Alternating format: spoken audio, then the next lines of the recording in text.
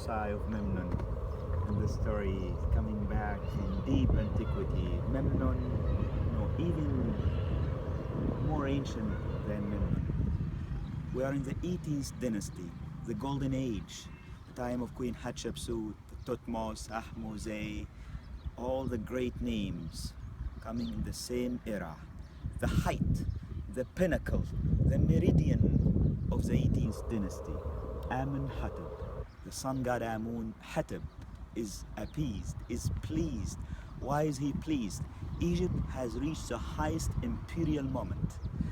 We are with Amenhotep III, the father of Akhenaten, the grandfather of Tutankhamun, the living image of the sun. Yet in antiquity, the Greeks thought that this was Memnon. Why would it be Memnon? It was making a very interesting noise or singing. I don't recall that song. Well, I was not there. An emperor decided to restore the Colossi.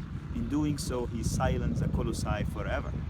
But this is Egypt's dazzling sun, part of a whole complex. It belonged to Amenhotep III, one of the finest and most powerful monarchs, when Egypt was corresponding with the entire Middle East, actually dominated the entire Middle East.